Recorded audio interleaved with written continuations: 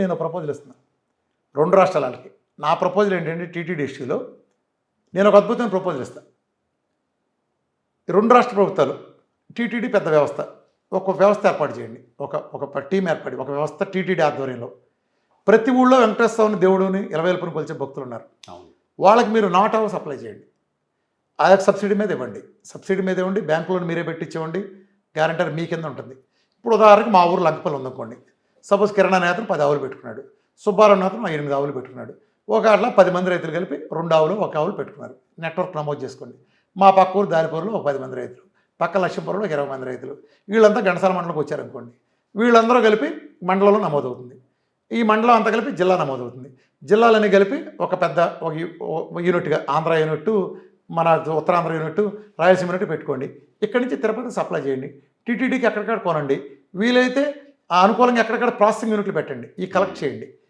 ఈ TTD brand పైన TTD బ్రాండే ఉంటుంది. అప్పుడు ఏం జరుగుతుంది? ఇవాళ ఎవడో మహారాష్ట్ర ఆడుకో, గుజరాత్ ఆడుకో, తమిళనాడు ఆడుకో మన వాస కర్మ లేదు, కర్ణాటక ఆడుకో ఆవు పాలకి వాస కర్మ మనకు లేదు. మన 2 రాష్ట్రాల్లో రైతులు బ్రహ్మాండంగా బాగుపడతారు. మన దేశంలోంచి మన రాష్ట్రంలోంచి పశు సంపద దూరం అయినప్పుడే ఆర్గానిక్ పోయింది. ఇప్పుడైతే ఆవులు 4 ఆవులు పెట్టారో రైతు మోసం చేయడు. వెంకటేశ్వర నమ్మే రైతు లక్షలో ఒకడు కూడా మోసం చేయడు. రాజకీయ నాయకులు ఎవరు మోసాలు చేస్తారని కానీ ముందు చేయలేదు. నేను చెప్పే ప్రపంచం కాదు. ఒక గోశాల ఏర్పాటు చేస్తే ఒక చిన్న తేడా జరిగినా అన్నిటికీ తేడా ఒకే రకం వచ్చేస్తాం. ఒక వైరస్ వచ్చినా, ఇంకోటి వచ్చినా, ఒక చిన్న తేడా జరిగినా వస్తుంది. అలా చేయకూడదు, స్కాటర్డ్గా చేయాలి. ప్రతి చోట నుంచి కంపెనీ వ్యానే కొంటుంది. ఒకే వ్యాన్ ఎదురు పాల వ్యాన్ వచ్చినట్టు ఈ పాల గ్యారంటీ పర్చేసి నువ్వు ఎంతనే ఇస్తావు మినిమం రేటు.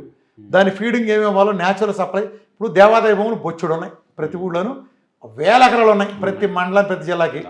దేవాదాయ భూములు ఎన్నాళ్ళు ఆడివిడి ఆక్రమించుకున్నాడు. బయటిది పచ్చగడ్డి డ్యాన్స్ అని పంటలో దాని నుంచి ఊళ్ళో వాళ్ళకి రైతులకు ఇవ్వండి, కౌలుకి ఇవ్వండి. ఆ కౌలు డబ్బులు కూడా ఆ దేవాదాయ భూములకు ఇవ్వండి. దేవాదాయ భూములకు డబ్బులు వస్తాయి. లేదా ప్రైవేట్గా తీసుకోండి, కమర్షియల్గా ఒకటి అవుతుంది కదా. ఆ దాన్ని ఆ పచ్చగడ్డిని ఆ సహజంగా ఎరువులు పురుగు మందులు వేసుకొని ఆవులకు వాడండి. 4 ఆవులు పెట్టి ఊరుకోడు. ఇండస్ట్రీ బతికినప్పుడు 10 గేదెలు పెట్టుకుంటాడు. చంద్రబాబు నాయుడు గారు లాంటి వాళ్ళు, లేకపోతే చంద్రబాబు నాయుడు గారు అని ముఖ్యంగా అంత స్టేచర్ ఉన్న పర్సన్, ఆయన ఒక కాలు ఇచ్చారంటే ఇంకో అద్భుతం కూడా జరుగుతుంది. ఎవడో ఊళ్ళో పెట్టుకోవాలని ఉంటాడు. సో ఈ మళ్ళా పల్లెటూళ్ళలో ప్రకృతి వ్యవసాయ భావన వచ్చినప్పుడు ఏం జరుగుతుంది? చంద్రబాబు నాయుడు లాంటి పెద్ద లీడర్లు కాలు ఇచ్చినప్పుడు ఆయన ముందు గౌరవంతో ఎన్ఆర్ఐలు బోల్డ్ మంది, మన ప్రతి ఊరు నుంచి ఒక ఎన్ఆర్ఐ 10 మంది ఎన్ఆర్ఐలు ఉన్నారు.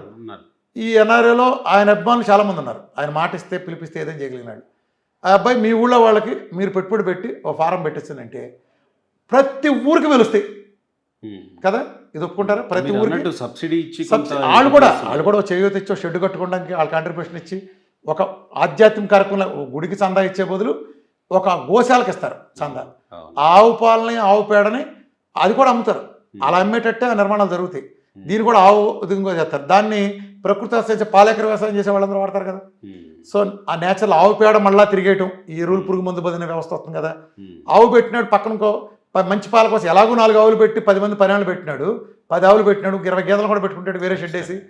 అప్పుడే ఆ గేదెలు వేసేవాడు, ఆ గడ్డి కోసేవాడు, వెటర్నరీ క్లినిక్, వెటర్నరీ మందులు అమ్మేవాళ్ళు, మేత ఫీడ్ అమ్మే న్యాచురల్ అమ్మేవాళ్ళు, ఈ ట్రాన్స్పోర్ట్ తీసుకెళ్లే వ్యవస్థ, పాలకందలు తీసుకెళ్లే ఒక వ్యవస్థ పెరుగుతుంది కదా. మళ్ళీ ఈ వ్యవస్థ కోసం పెట్టిన ఎంప్లాయీలు, ఎక్కడికక్కడ సూపర్వైజర్లు, అంటే పోనీ ఎంప్లాయ్మెంట్ ఉంటుంది కదా. ప్రతి ఊరు నుంచి ఉంటుంది. కర్ణాటక వాడి దగ్గర నుంచి లీటర్ కొనాల్సిన పనే ఉంది, ఆడేవాడి దగ్గర నుంచి, ఢిల్లీ వాడి దగ్గర నుంచి, గుజరాత్ నుంచి కొనాల్సిన కర్మ మనకే ఉంది. మనకు వెరిఫైడ్ టీటీడీ ఆధ్వర్యంలో పెట్టుబడి చేస్తుంది కాబట్టి రైతుకు వచ్చే కాస్ట్కి వస్తుంది. ఇప్పుడు ఇక్కడ ఏం జరుగుతుంది? టీటీడీ నెయ్యి తీసుకోవాలంటే రైతు దగ్గర నుంచి ఒక ఎక్స్ కంపెనీ కొంటే, ఆ ఎక్స్ కంపెనీని ఒక జెడ్ కంపెనీ కొంటే, ఆ జెడ్ కంపెనీ టెండర్ తగ్గించుకుని అది సప్లై చేస్తుంది. అంటే ఎక్స్ గాళ్ళందరి దగ్గర పోజేస్తుంది. అందులో ఎక్స్ గాడి రైతు దగ్గర తీసుకుని ప్రాఫిట్ ఎక్కువ చేసుకుంటాడు కదా. ఎప్పుడైతే టీటీడీ పెట్టిందో నేరుగా రైతు దగ్గరకు ఉంటుంది కదా. పైగా ఏంటి, ఇక్కడ ఒక అద్భుతమైన వ్యవస్థ ఉంది. ఇప్పుడు ఒక ఎక్స్ అనేవాడు జెడ్ అనే కంపెనీ టీటీడీ లాంటి పెద్దాన్ని సప్లై చేసింది అనుకోండి, ఆడ 100 సప్లైని పెట్టుకుంటాడు. అందులో 99 సప్లైర్లు నిజంగా మంచిగా సప్లై చేస్తారు అనుకుందాం. ఒకటి కల్తీ చేస్తే 100 కంటైనర్లు 100 మంది సప్లై చేసిన మొత్తం కల్తీ అయిపోతుంది. దాన్ని మీరు ఐడెంటిఫై కూడా చేయలేరు ఎక్కడ జరిగింది అనేది, ఎందుకంటే అంత హ్యూజ్ వాల్యూమ్లో. అదే ఇక్కడ ఏం జరుగుతుంది? ఇక్కడ పలానా కృష్ణా జిల్లా నుంచి వచ్చిందంటే తప్పు వచ్చింది, అక్కడ చూడండి రా కృష్ణా జిల్లాని ఫిల్టర్ చూసుకుంటారు రిపోర్ట్లు. అరే చూడండి రా ఘంటసాల మండలం డివిజన్, గుడివాడ డివిజన్లో తేడా వచ్చింది, లేదా ఘంటసాల మండలంలో తేడా వచ్చింది, ఘంటసాల మండలం ఏ డివిజను ఆ డివిజన్ తేడా వచ్చింది, ఆ లంకపల్లి విలేజ్ నుంచి వచ్చిందని తేడా వచ్చింది. అందులో ఎవడరా? వెంకటేశ్వరరావు దగ్గర తేడా వచ్చింది, డిస్మిస్ అయ్యాడు, కొట్టే ఆడ కల్తీ చేస్తున్నాడు, కొట్టే చైన్లో ఐడెంటిఫై చేయడం ఈజీ కదా. అంటే ప్రతి బేస్ ఎత్తుకోవాల్సిన పని లేదు, ప్రతి రైతు డేటా మెయింటైన్ అవుతుంది కంప్యూటరైజ్. ఇంత పెద్ద వ్యవస్థని మొత్తం సింపుల్ సింపుల్. ఇందులో పెట్టుబడి లేదు, ఆలోచన లేదు, బతుకుతుట్లా పెద్దకి ఎంత ఎంప్లాయ్మెంట్ వస్తుంది. అసలు ఆవు ప్రతి ఇంటికి వస్తే ఆవు దోళ్ళు వచ్చినాయి అంటే 4 ఆవు దోళ్ళు చూస్తే బొడు. ఇవాళకి ప్రేమ ఉన్నాళ్ళు చాలా మంది ఉన్నారు. ఆ పల్లెటూరు మీద ప్రేమ చేసేవాళ్ళు ఎక్కడ ఉన్నారు అసలు?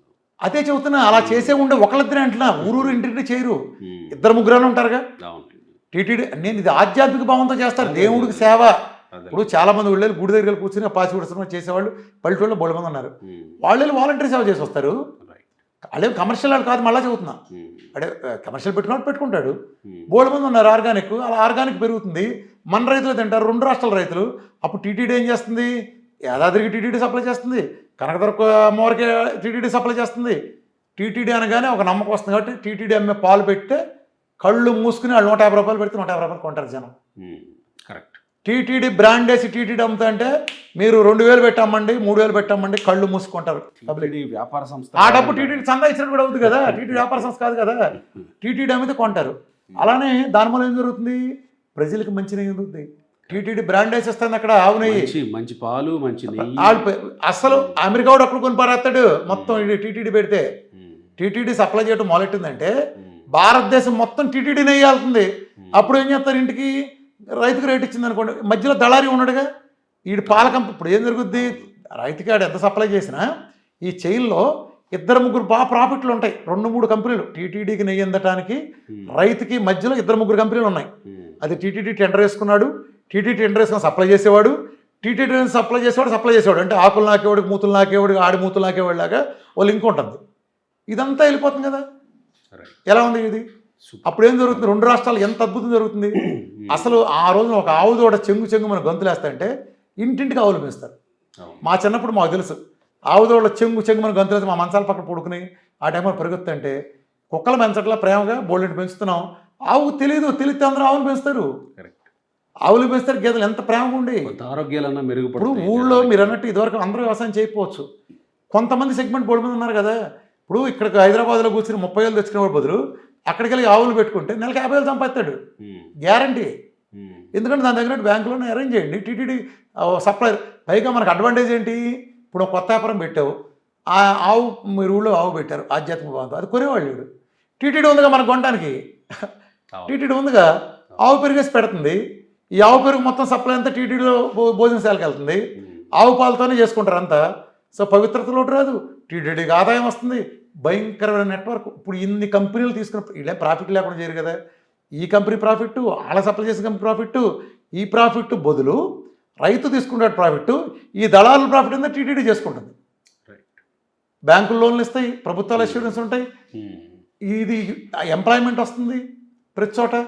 ఒక అద్భుతం క్రియేట్ అవుతుంది, ఒక స్వర్ణయుగం క్రియేట్ అవుతుంది.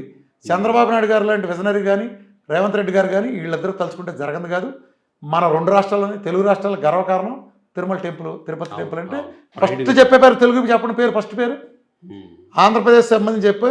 సరే మన తెలుగు వాళ్ళకి సంబంధించి ఫస్ట్ ఏంటి హైలైట్ అంటే తిరుపతి కదా. అది ఆధ్యాత్మికం కదా, ఎంత అద్భుతంగా ఉంటుంది చెప్పండి. వాళ్ళ పేరు కూడా చరిత్ర పుటలో సువర్ణాక్షరాలు నిలిచిపోతుంది. ఈ ఎన్నో పథకాలు చేశారు, ఇది పెద్ద పథకం కూడా కాదు. సరిగ్గా మనసు పెడితే టీటీడీ కింద ఉందంటే బ్రాండ్, టీటీడీ అమ్మే నెయ్యి, టీటీడీ అమ్మే జున్ను, టీటీడీ అమ్మే ఇది టీటీడీ బ్రాండ్.